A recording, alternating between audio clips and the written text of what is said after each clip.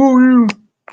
What is up, Lions Nation? It's the Soul Man. That's the Statman. Down there is MCR. And this is the We Are Lions Nation podcast post-game show. Lions getting it done in OT. We got a lot to talk about tonight. We got the Lions inside scoop. Statman's player of the game, which I think everyone knows who that's going to be. And a lot more cool things tonight. It's going to be fun. No, we do not have the 10-play drive tonight, unfortunately, because not all of our crew is here. But, Statman. Let's start that countdown, Soul Man.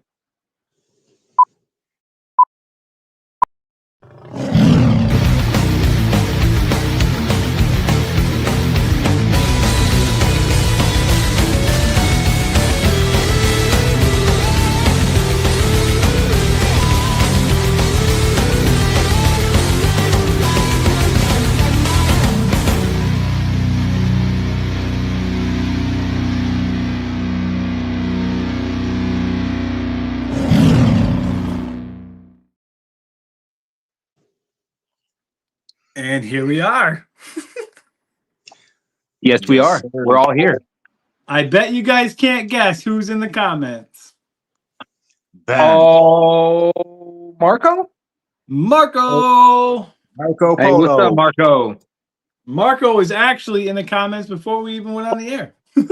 I'm kind of disappointed I wasn't on the show for you, man. Just feeling under the weather, not feeling very good, but I'm 100% today, so ready to rock the show out. So one announcement that I think that we decided was we are going to be doing our pregame show for Thanksgiving right before the game on Thanksgiving Day. So special show for you guys. It's going to be fun. Can't wait to go on right before the game. It's going to be exciting. Catch y'all there. Hey, Dustin, this message is for you. Just a quick note in case you're watching. Next week, you are once again eligible to come play the 10-play drive if you would like. Just letting you know. Dar is in the house, says hopefully we play better Thursday. And Dar, we actually have an open spot for the contestant this Friday. If you want to finally come on, you say you could beat us. So let's see what you got, brother. Your knowledge to the test against me, Statman, and P-Dubs. Marco said, all good, Statman. Much love, man.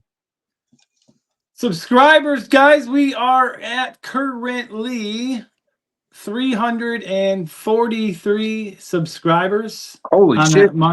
On that march to 500. Also, we got 19 people in here, boys, just now. Hey, awesome. We did hit a milestone, but before that, make sure if you're not subscribed to hit that subscribe button and like and share with all of your Lions family and friends out there. Hey, but we're not just Lions. We're NFL too, but primarily Lions. Today marks our 5 years that this has been a channel. Wow. On YouTube. 5-year anniversary. Crazy to think that 5 years ago this started. I know, and it just started with me and you on Spotify on friggin' just voice only. You know what? I could say that it's been up and down throughout those years, but I think we have got this podcast where we want it now, and everything seems to be going really good, and I'm really happy about how it's going. And I just want to make a shout out to my crew, Statman, MCR, and P-Dubs. Thank you guys for being here for the ride and all your hard work in 5 years. Not a problem, man. Not a problem. I know I got brought in this year, but I enjoy doing this, and the numbers are going up, and that's what matters. It's made strides from being an audio to live video, and then you brought in new people like me. I'm new this year, so. And and that comes out to Statman being as loyal as you've been, but the people that have been here since day one, like for instance, Dar has literally been here since day one, doesn't really miss much of our shows, So Dar, shout out to you for always being there and supporting us, and everybody else, Candace, all you guys out there that have been here for the whole time, and all Yeah. the new people. And Andy, I just want to say thank you for bringing me on because, I think you had like a few episodes before you brought me on to the voice only on Spotify. And man, it's been a life-changing experience doing this. I love talking Lions football. I love talking football in general, but mostly about the Lions, obviously. But yeah, it's awesome, man, to get together with the crew and shoot the shit, have fun, and do something you love to talk about, man. And it's a dream come true, man. The last thing I will say on this is this kind of funny. The other day at work, I was asked by the girl at work. She said, "Why do you even do that? Why do you?" Because we were talking about my buddy, the podcast. And she goes, "Why do you do it?" And my buddy said, "Oh, they do it for the money." And I said, "Absolutely not." I said, "I do it to hang out with my friends and talk football. And this podcast is more to me than anything. It's just my time to be with you guys and to talk football and just hang out. Like that's what this is about." So And for me, if it's anybody really wants to know, we pay money to do this. We are completely invested in this. We don't make money on this. We spend money on this. We want to make it the best podcast for anybody to listen to. We're not one of those sit there and read a script or a prompter. We're completely off the books. We're just kind of ad-libbing everything, but we make everything make sense. We talk about the sport. We talk about football. We want your guys' input, so we bring in the comments to talk about you guys and what you guys have to say because we appreciate everybody's opinions. And even if you're got an opinion from another team, that we're playing or that we played it bad against or that beat us, and you want to rub it in, go ahead. It's part of the game. We love that. Actually, we bring it on. Any Giants fans out there watching right now? Come on in. Let's hear what you got to say. That was a hell of a game this past weekend. Lions took that one into overtime after being behind and ended up pulling it off. So, yeah, it was crazy. Before on that note, though, we do a lot of fun things for our viewers. We got the 10-play drive trivia contest. If you enter that contest and you come on the show and you play, you are automatically entered in to win a piece of signed memorabilia. I think it's a helmet, correct, Statman? Yeah, mini helmet. By the one and only Calvin Johnson, Megatron. And all you got to do is play the game. Even if you lose the game, you still get entered in to win that. You're for a chance to win that. So that's what we're all about here at We Are Lions Nation Podcast, just making it fun for everybody else who comes on. And it's more money than I'm spending for this podcast, for you guys, for viewers. Get in here, watch us, hang out, talk shit. I don't care. Just be here. Well, like Marco said, their first and only lead happened in OT, which was wild. Yeah, it's insane. Game was rough. I don't want to get into the numbers because we got all that coming up, but let's just go over to you, MCR, first with your inside scoop. During that, right after that, we'll take a listen to what Dan Campbell had to say after the game as well.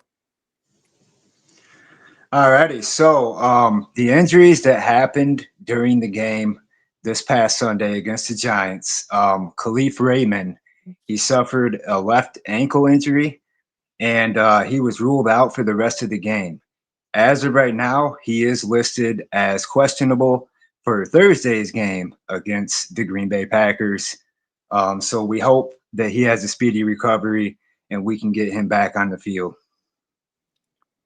And then also, I have other news, non-injury related. Jared Goff has made history, throwing a touchdown in 11 straight games for this year, then also finishing last year with a couple games. He now has 17 games with straight touchdowns per a touchdown a game. And he made franchise history, the third time that has happened in Lions franchise history. Jared Goff making history.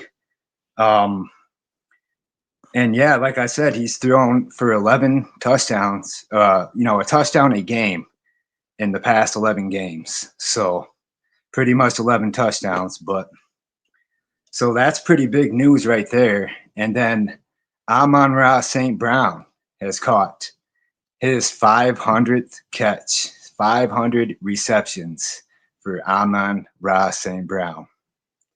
That is pretty big news too. So we're making some history here. We got players, another player we can talk about is Gibbs. Gibbs is on that mark of surpassing Barry. I don't know if he's quite done it yet, but he's very, very close if he hasn't done it yet. Yeah, So, and we're not. Hold on. I'll hold your thought on Gibbs because I know Statman's got a bunch of stuff when it comes to Gibbs. But I do want to throw in here. I want to interrupt you because there's a comment in here from. God, I cannot read that. Trilogy, I think is what it says. Statman, I'm going to go to you. Are the Vikings regretting picking J.J. McCarthy? Hey, Tridrit Blag. Yeah, I think they are. They had Danny Dimes and Sam Darnold on the roster last year. They let both of them go. Nope. There goes my dog. see what happens when we're live. Statman's down. I think the regret. Damn dog pulled my damn cord out. All right. We're going hands now. Because he broke my mount for my phone. So, yeah, they're regretting it for sure because Danny Dimes, Sam Darnold, they're having hell of a season right now. And I guarantee they're wishing they had him back on the roster, especially Justin Jefferson. That dude is pissed off right now. He's not getting fed the ball like he used to. And that dude likes to eat. So, yeah, I would say they're regretting it pretty big. Yeah, and if Wentz would have never got hurt, they would still be starting Wentz over J.J. McCarthy.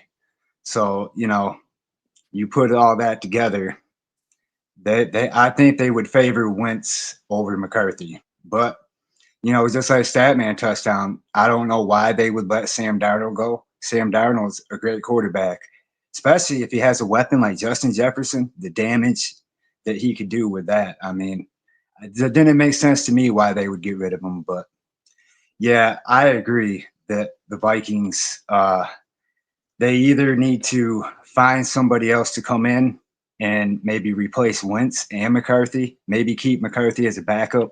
I think he's a decent backup, but far as a starter in this league, no. And that's my opinion on it. Well, Dar had a couple comments here that I want to get to. He said our defense looked like dog shit, and then he said we definitely didn't win that game. Giants lost it. That was Dar's opinion on that. And then Marco said, I'm hearing rumblings out here that Minnesota might go after Mac Jones this offseason, which would be probably probably be a way better fit for Minnesota, having him compared to J.J. McCarthy's just been bad. He had a couple good minutes, I would say, but nothing to write home about. It's not the right system for him. The way that Minnesota runs is not what he's used to. He came from that Michigan system, Jim Harbaugh, and stuff like that. It's not a system that he's used to. So I think that's where he's having his struggles. Maybe with a different team, maybe J.J. McCarthy could play better, but as far as how Minnesota runs their offense, it's not fit for J.J. McCarthy, as we can all see. Did you catch all that? Yeah, I did catch all that. I was just trying to fix my difficulty here. I got my phone taped up to my ring light, so we're good to go. No, I just wanted to make sure that you could hear still that way because Marco had that comment in there as well. Mac Jones going to Minnesota, that would be something to see. I mean, who knows? The offseason is a crazy time of the year, I tell you that. Look, there are times where quarterbacks come into the NFL and they just don't end up being that good. Is that the case for J.J. McCarthy? I don't know. Would he be a better fit in a different team? Maybe. We've seen that happen quite a few times. Sam Darnold, for one, is one. Yeah. That does happen. So maybe Minnesota is just not for him. Maybe the coaching's just not working for him. But in the end, J.J. McCarthy just not playing good, hands down. Well, maybe Kirk Cousins will do better if he goes back to the Vikings. He played pretty good there. Dar said Rodgers to the Vikings next season. The Dolphins should try to get JJ McCarthy because the way that Minnesota runs is not suited for him. But Miami might be a fit for him, and they might have a new head coach too. We already know the owner's gone, so we're just waiting for the season to dwindle down. Maybe Miami might be a better suitor, or Las Vegas. So there's potential there that they could trade, get a draft pick, something for him, if he's a bust. It's kind of hard. Go ahead, Statman. It's kind of hard to determine what teams are going to do because it's not even close to the offseason yet. Because right after the end of the season, you start seeing things like, are they going to re-sign this guy? Are they going to let him go? Is he going to be a free agent? So many different things happen in the offseason as soon as the season ends. So we'll have to just wait and see. But it's going to be interesting to see what happens with some of these teams. Yeah, and before we get to Statman's player of the game, since we were talking about player milestones with Amon-Ra St. Brown, Jared Goff, we have another one here as well for Jack Campbell. He is making history on his own, becoming the first Detroit Lions player since at least 1994 to record a season with 100 tackles, 4 sacks, and 2 forced fumbles. Now, I know later we're going to look at the defensive numbers and things like that, but Statman, MCR, this is if I know who your player of the game is, Statman, and in my head, if you had to pick one on the other side, it's him. It's Jack Campbell. The way that he's been playing, lights out. That guy's lights out. Yeah, he's definitely became the leader of that defense, calling audibles at the line of scrimmage. But you have to also see this last game was probably our worst defensive performance. Yeah, I think it was our worst defensive performance against the Giants. But Jack Campbell, he's always a shining light anytime, even if the defense is playing bad. He's always making plays, always wrapping guys up, and he plays the game the right way. I feel like he's always there. Like if the ball carrier is being tackled, most of the time it's him, like doing it. And what I love about him is that a running back will hit him and he just stops him like dead, and they don't go anywhere usually when he hits him. I don't know. I feel like he has become a very good linebacker for this team. We have Mog 11995 or 1995 says, from Indianapolis, go Eagles. Oh, we got ourselves an Eagles fan in the house. Man, that was a rough loss for you guys last night. I thought you guys had that in the bag. I and then did too. The Cowboys came back down 21 and ended up winning. That, I don't know. You got to be a little upset about that. What do you think about that game last night? It might be Mogul. If you pop it up, I can read it. These are like new glasses, and I can't see this print or this shit. Yeah, Jack Campbell's a monster, man. I It's mean, Mobley. He is a freak of nature. I'm glad we got him. And then Alex Elizondo was playing lights out for us too. I don't know if I said his last name wrong, but I can tell Andy's laughing. But anyway, he was playing lights out for us too. With him and Jack Campbell together, as long as our linebackers and Aidan Hutchinson, people like that, stay healthy, we're getting Rodriguez back.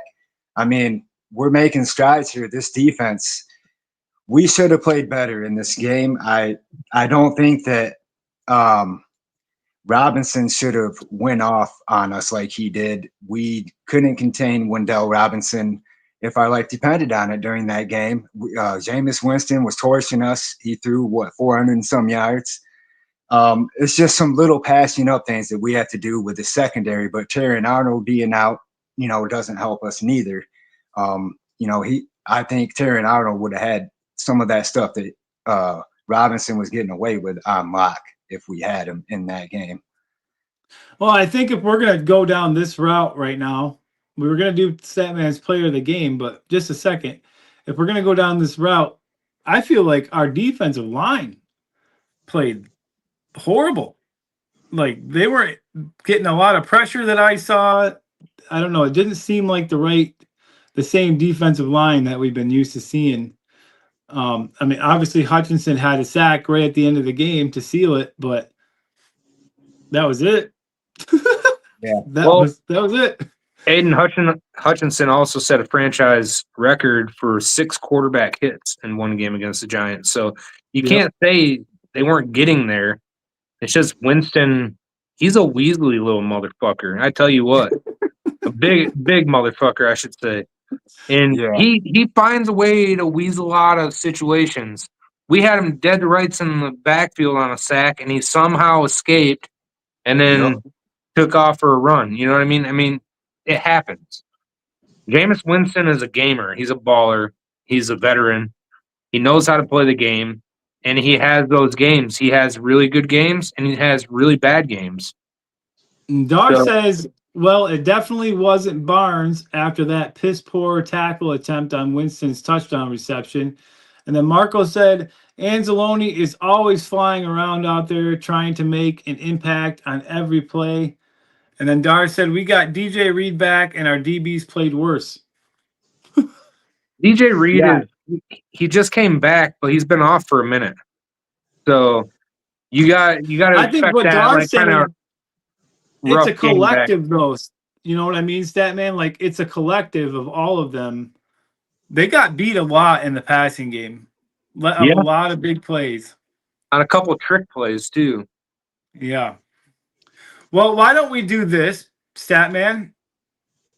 Before we do, I just want to get the timing of your play of the game right now. I want to do Dan Campbell's press conference to see what he had to say. But man, I'm proud of the guys. I mean, we hung in there. We fought. You felt like the next series was going to be the one that we were going to get the upper hand, and we did. You know, it's not easy to hang in a game like that where there's things that aren't going perfect. But at the end of the day, when we need it most, man, guys showed up. You know, Goff showed up, St. Brown showed up, Hutch showed up, Gibbs showed up, O-line, D-line. Man, our coverage aspect, rocking those guys, getting Reed back. Anyway, it was just, man, it wasn't perfect. There are things to clean up, certainly. Came down to the wire, had to win in overtime, but I'll take that win. It's a good win. Now, that kind of, I wanted to bring that up now because it kind of flows into what we just were talking about. And Dan Campbell coming out of his mouth, it sounds like that, yeah, there were some mistakes, but he felt like the defensive backs were playing well. Statman, did you agree with that? Do you think that they did good? I think a lot of the yardage they got were from big plays. Yeah, big plays. When a lot of people forget, Winston's got a good arm. I think he's one of the few 5,000-yard passers in a single season, if I'm not mistaken. I mean, not many quarterbacks can do that. A lot of people pass up Winston like he's just some like washed up has-been. Guy can play, and he's also a leader of men. He can get players to play for him. He's just got that aura around him. He gets people hyped up. He gets people feeling that energy. And he looks goofy as fuck most of the time, and I'm not even going to lie. Like, he sounds absolutely fucking retarded sometimes in his press conferences. Like, I don't even know what the hell he's saying. But people like the players like it. They love him. Yeah, I mean, the defensive backs played good enough to win the game. Let's just say that. I mean, Don made a good point. If the Giants kicked a field goal on 4th down up by 3, we lose that game. Yep. It could have went that way, but they chose not to. But fortunately, they chose to go for it, and they got stopped by our defense on a big stop on 4th down, and we got the ball back. He also said they let the Giants put up 600 freaking yards. That's why the defense is to blame, or the whole defense is to blame. Well, is it the defense's fault that they're put on the field that much, or is it the offense's fault for not producing on the other drives that they didn't produce on? Because the defense gave the offense opportunities to score, and the offense didn't go out and do their job. When a defense is left on the field constantly over and over again, they're going to get worn out. People are going to get tired, and you're going to have big plays, or you're going to have miscues. You're going to have missed assignments. You're going to have missed tackles. You're going to have penalties. That shit happens. So are you just going to blame it on the defense, or the offense has a part in that as well, in my opinion? That's my personal opinion. The offense should have taken advantage of their opportunities when they had them. Like the turnover, for example, we got that interception by Harper. What did we do? We went 3 and out. We didn't do anything with it. We should have scored. That should be points on the board. So there's a lot of points left on the board by our offense that led to our defense's horrific yard total that they allowed in that game. Yeah, I think that's one of those things where you have to look at it is, you can only you want a defense to go out and be able to lock down the entire game, right? But every once in a while, the Giants were able to get one of those big plays off for a big chunk of yards, and that's just maybe that has to attribute to what you're saying, Statman, and being out there for so much. I mean, looking at the numbers, Jared Goff, 28 for 42. So that means he threw the ball 42 times, and it was only caught 28 times.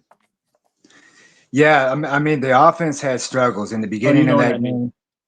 Yeah, in the beginning of that game, the offense had struggles. And just like Statman was saying, the time we got to the end of the game, our defense was worn out. We were missing coverages, stuff like that. Wendell Robinson, we made him look like he was Randy Moss or, Tyreek Hill today, this past Sunday. So that was one of the issues that we had. And, it was from our offensive struggle early on is what affected our secondary and our front line a little bit. But we still came out with the win, and that's all that matters. We've still found a way to win. Despite all that. I mean, I'm glad that the Lions were able to come back and win it in OT, but I have to kind of disagree a little bit because I don't feel like the Lions should have been down as much as they were in the beginning of that game and not able to. That's like, what is that? Like the second game in a row now that the Lions have kind of been a little lackluster, so to speak.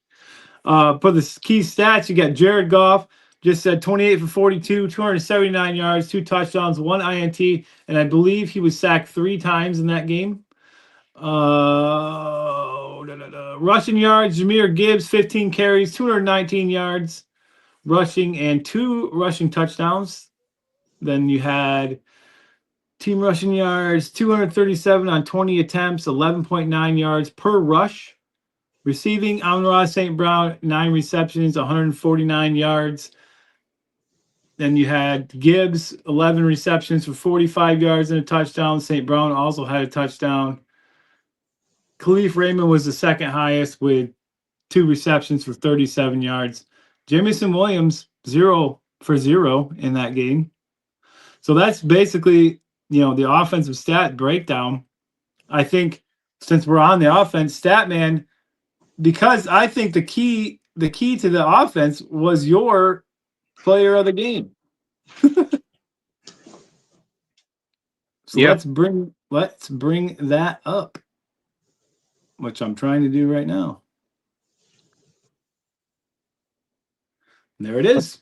Everybody knows who it is. It's Sonic, out of the Sonic and Knuckles duo there we got in the backfield. But Jahmyr Gibbs was lights out in that game. You can't give him enough credit.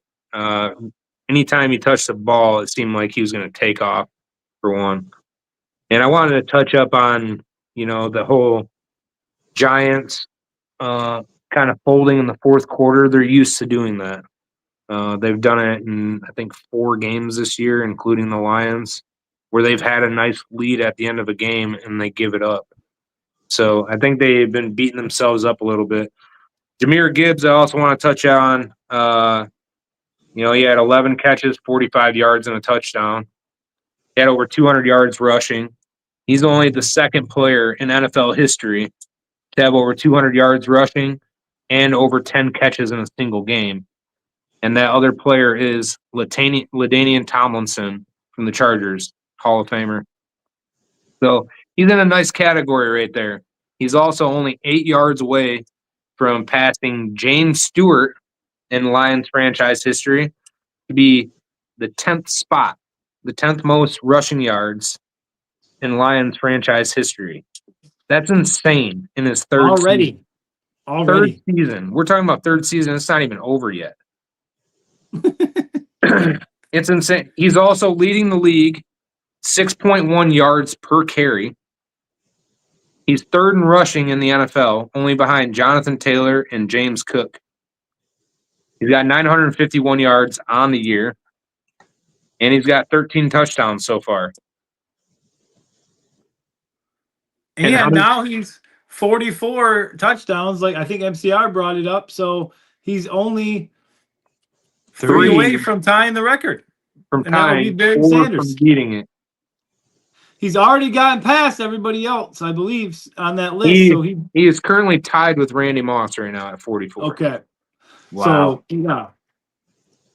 I need to catch up real quick because we got a lot of people in here and a lot of comments. Let's see. Dar says, yeah, I got all excited when we got that pick and offense goes 3 and out. Dar, I was right there with you on that one. Dar said offense needs to stick to being run heavy. This pass heavy play calling isn't cutting it. HGF says Dallas taking y'all's spot.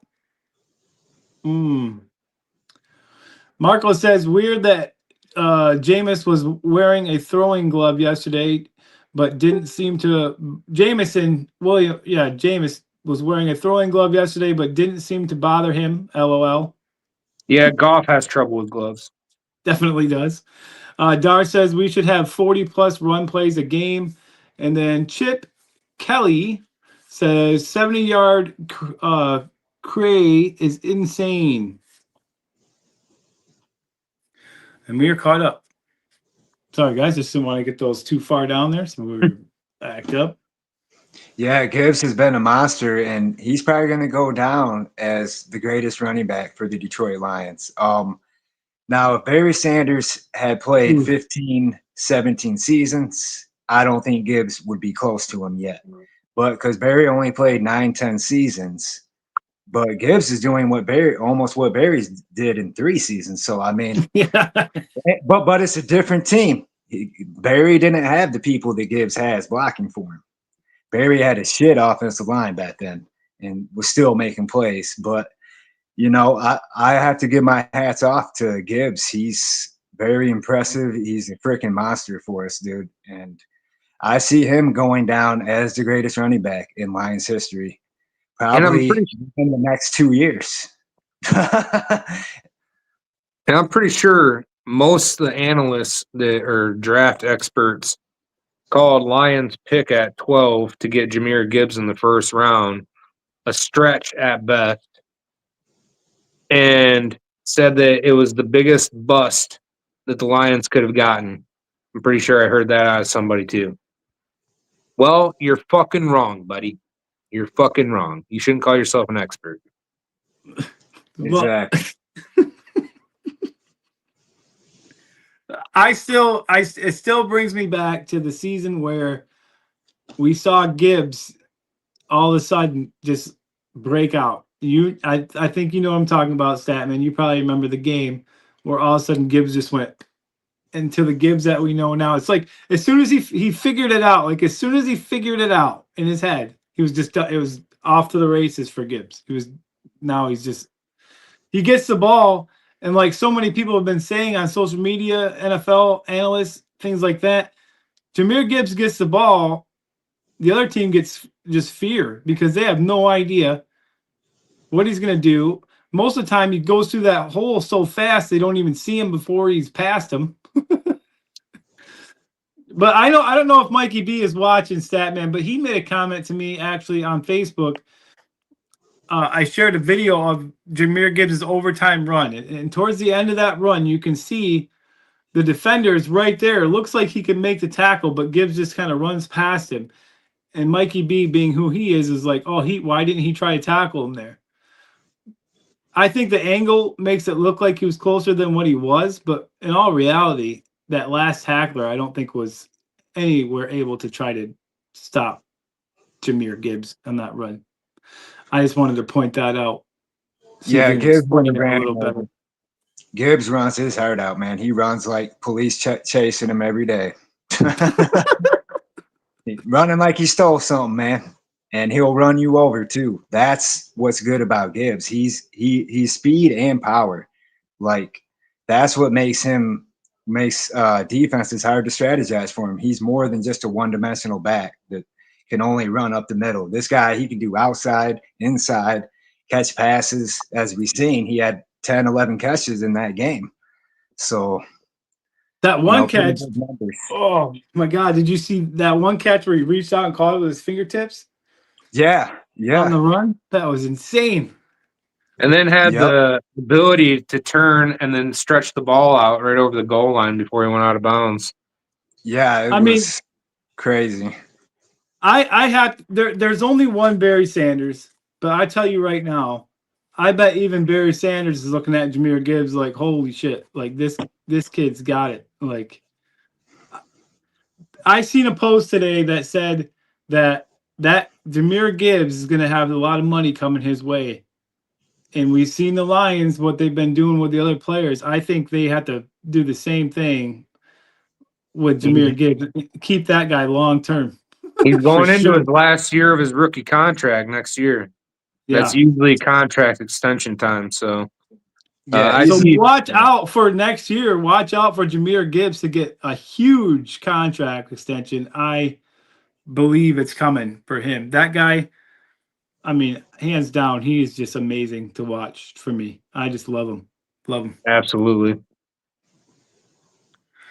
No more comments to catch up on, so that's all right. But while we're here at a quick pause, I will say to everybody that's been in here watching, thank you so much for hanging out, throwing your comments in. We are currently at 343 subscribers on that march to 500. So if you have not yet subscribed, please hit that subscribe button and like and share with all your friends out there. We also do an NFL show every week as well. And we do a pick'em show where we make our picks for the upcoming games. That'll be tomorrow night for our pick'em show. We have an awesome trivia games called the 10-Play Drive, where you can come on as a contestant and try to beat my panel for your chance to win up to $100. If you want to check that out and you want to play, head over to We Are Lions Nation on Facebook or wearelionsnation@gmail.com. Shoot us an email. Let us know you're interested. Marco, who's down here in the comments, was our last contestant and had a blast doing it. Marco said Javid Best was a stud for y'all too. Yeah, too bad for his concussions, man. Didn't he go out with turf? Wasn't it turf toe that took him out? Short-lived. He was a beast at West Virginia, and he was a beast for us when we got him, you know. But yeah, injuries got the best. Yeah. But one of the things that surprising me this year is the Lions are almost ignoring. They're almost ignoring Jameis Williams, and they're ignoring Tesla. They're not using them as much as they should. Like Jamison Williams, how do you just ignore a player like that? Like we have to use him more than what we've been. And to see this past game on this Sunday, as Andy pointed out, he had nothing. Nothing. There should not be one game where Jamison Williams has no stats, in my opinion. Was he targeted? I think he was. I think there was like 3 passes thrown his way that he didn't get. One popped out because of a hit, I think, and then something else happened. There was like 2. I think he had like 3 targets towards his way, but nothing came of it. So yeah, he had 3 targets.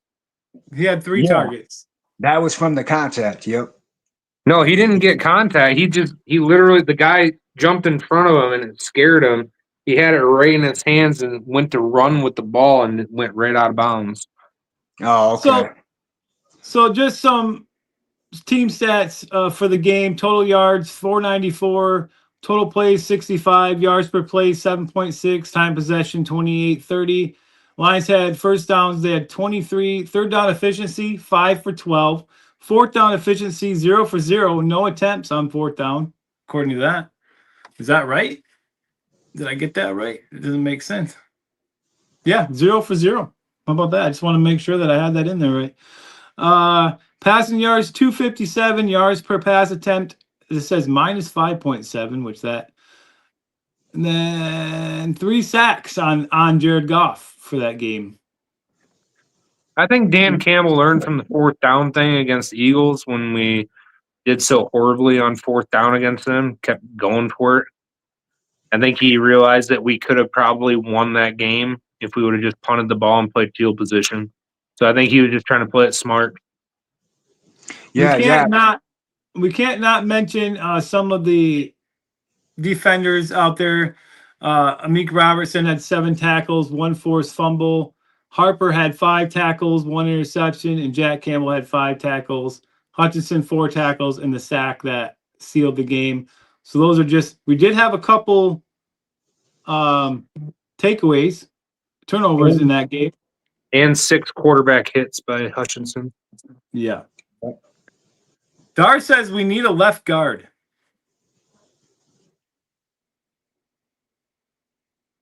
Who is that? Rutledge? Is that who that is? Ratledge is the right guard. Left guard was Awasika. Oh, yeah. No, I only brought him up because I seen a lot of people saying today, probably, I don't know, bandwagon fans or whatnot, saying that he needs to go. I don't agree with that. Do you? Ratledge is a rookie, and I say he's playing really fucking good for being a first-year offensive lineman in the league, going against the caliber players he's been playing against. I mean, his toughest contest was last week against the Eagles. Them two, that tandem in the middle they got on a defensive line is beastly. So he handled his own against them.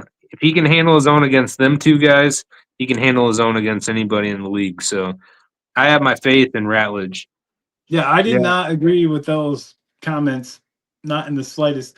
The one thing I want to bring up to both of you, Statman, if you want to go first, we seen when Dan Campbell took over the play calling, it was like night and day, right? It was like a night and day difference. Mm-hmm. Are you still seeing that now? Because it doesn't seem like the last 2 games that it was so fluent.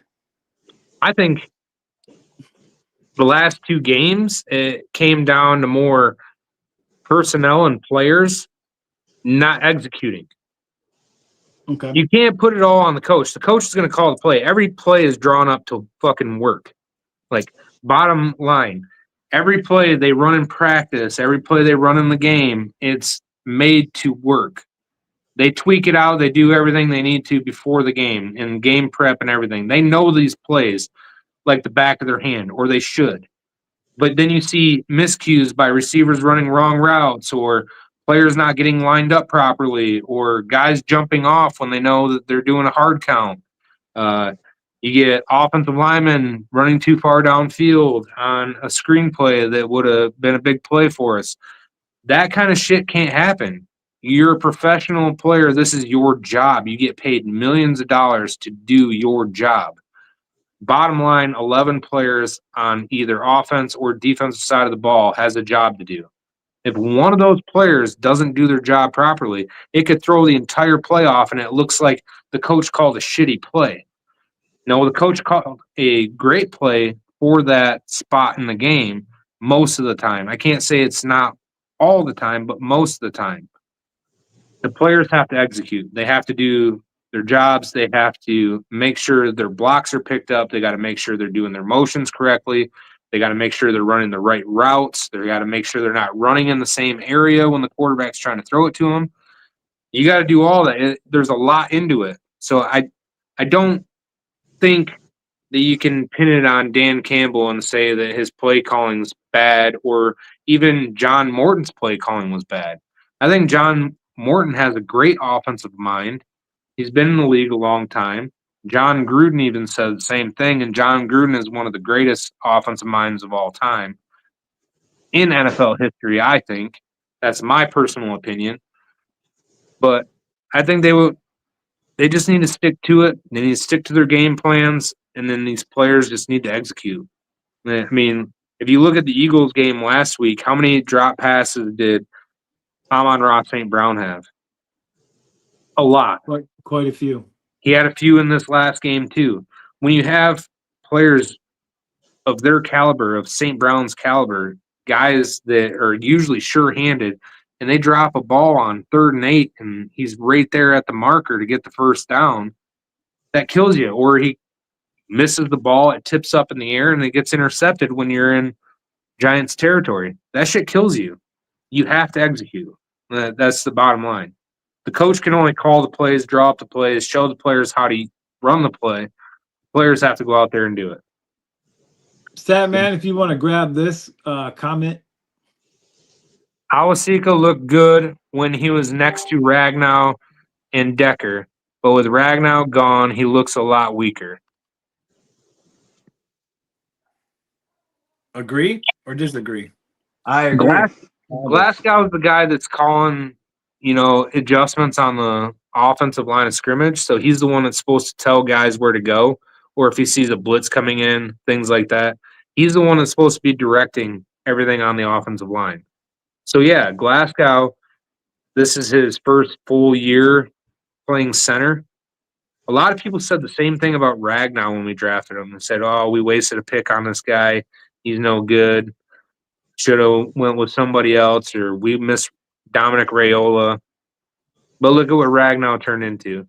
Glasgow is going to get it down. He will get it down. He's a great player. He's a footballer. He loves the game of football, and everybody loves him that's on that offensive line. They're gonna end up molding, and when they finally mold together that offensive line, you're gonna see one of the top 5 offensive lines in the NFL. I guarantee you that, especially under the coaching of Hank Fraley. Yeah, I agree, and and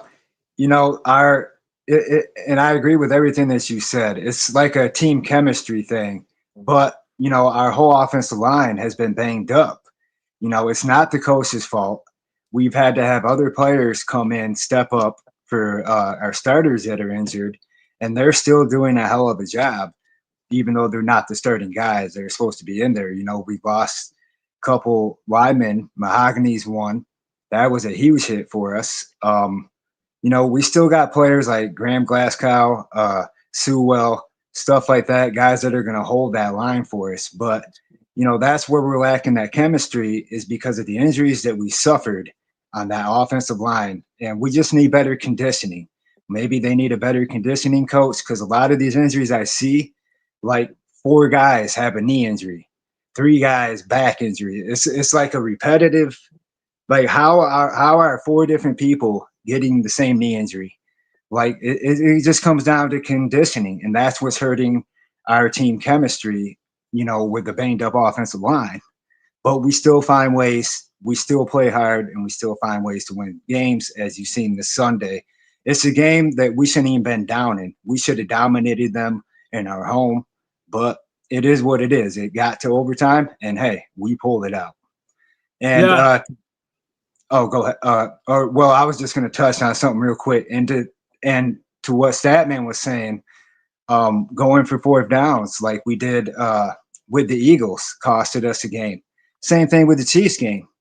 That there was 4th downs that helped us in that game, but then there was that 4th down that cost us the game.